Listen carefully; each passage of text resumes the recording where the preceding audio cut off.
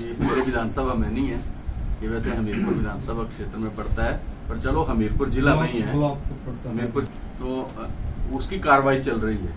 अब वो इतना बड़ा घोटाला पकड़ा गया है, तो उससे ऐसा नहीं है कि किसी को एकदम से उठाएंगे जेल में डाल देंगे। जो कानूनी प्रक्रिया है अपनाई जा रही है, और जो भी उनको सजा मिलनी है, वो जो दोषी होंगे उनको सजा मिलेगी उसमें, क्योंकि वो प्रोसेस में है सारा। ऐसा नहीं है कि उनको कुछ नहीं रहा है, तो चल रहा है काम। देखिए, इस बार हमीरपुर जिला के लिए बहुत सारी योजनाएं मिली। सबसे पहले तो मैं कैप्टन रंजीत सिंह जी हैं, इनको बधाई दूंगा कि इनके विधानसभा क्षेत्र में जो सैनिक स्कूल है हमारा, इस सैनिक स्कूल को 3 करोड़ रुपए तो हॉस्टल के लिए दिए गए, और इसके लिए इनके विशेष प्रयास रहे हैं कैप्टन रंजीत सिंह जी के। पहली बार जो है इस सैनिक स्कूल की तरफ किसी ने ध्यान दिया है, क्योंकि सैनिक स्कूल ये मैनेजमेंट सेंटर की है, लेकिन ये चलाती हमारी है स्टेट गवर्नमेंट का है, लेकिन इसकी तरफ कोई ध्यान नहीं देता था। सेंट्रल गवर्नमेंट से कोई फंड्स नहीं उसके लिए आ रहे थे। तो माननीय मुख्यमंत्री जी का विजिट कैप्टन साहब ने कराया और 3 करोड़ रुपए वहां दिए, बजट में प्रोविजन किया।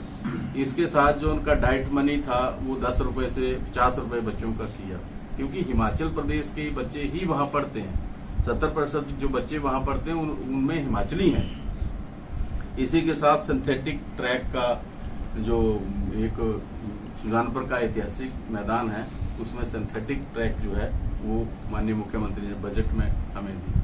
हमारे पास 2 नगर पंचायतें हैं जो नई बनी, भोरंज और बड़सर, दोनों को 50-50 लाख रुपए इस बजट में प्रोविजन किया।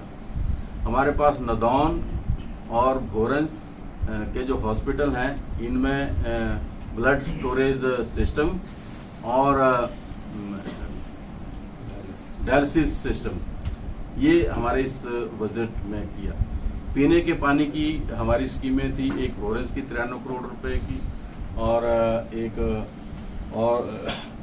एक हमीरपुर की है 26.5 करोड़ की चबूतरा की। हाँ, 26.5 करोड़ रुपए चबूतरा की, ये बजट में दी है। इसके बाद बजट में सड़कें आपके सुजानपुर में 2 बड़े रोड जो थे वो उसमें दिए हैं। पार्क जो था वो नदौन के अंदर जो है वो बजट में प्रोविजन उसका किया गया है। और डे बोर्डिंग स्कूल भी इस बार भोरंज को एक और डे बोर्डिंग स्कूल मिला है, और इसी के साथ सुजानपुर को भी डे बोर्डिंग स्कूल मिला है, और एक डे बोर्डिंग स्कूल हमीरपुर को भी मिला है। तो ये सारी चीजें जो हैं ये पहली बार बजट के अंदर दिखी हैं। तो हमीरपुर पहली बार बजट के अंदर देखने को मिला, सुनने को मिला, और सदन में हमीरपुर का नाम बार बार आया।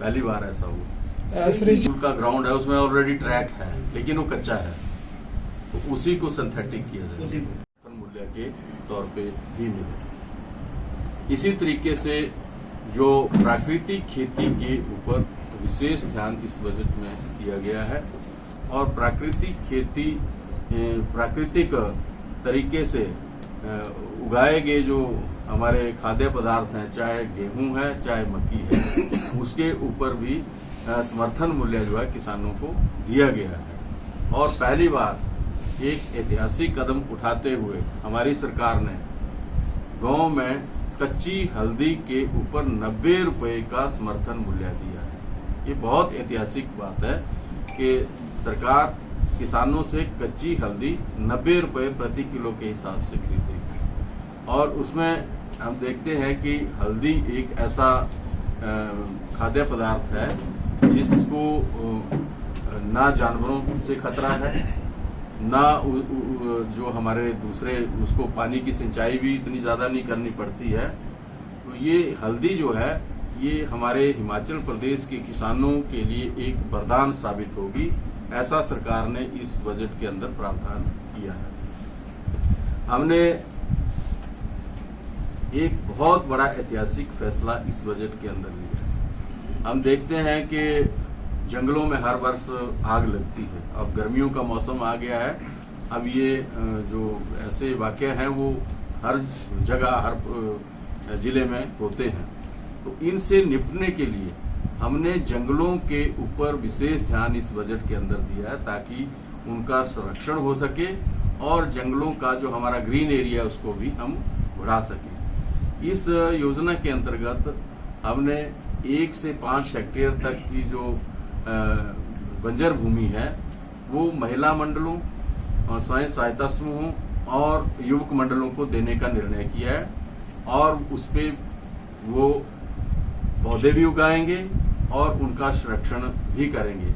इसके लिए 2,40,000 रुपए जो है वो पहले उनको लगाने के लिए दिया जाएगा और उसके बाद प्रतिवर्ष 1 लाख रुपए उनके संरक्षण के लिए महिला मंडलों को और युवक मंडलों को दिया जाएगा और वो जंगल पौधे भी लगाएंगे, उनका बचाव भी करेंगे और जंगलों का आग से भी बचाव करेंगे।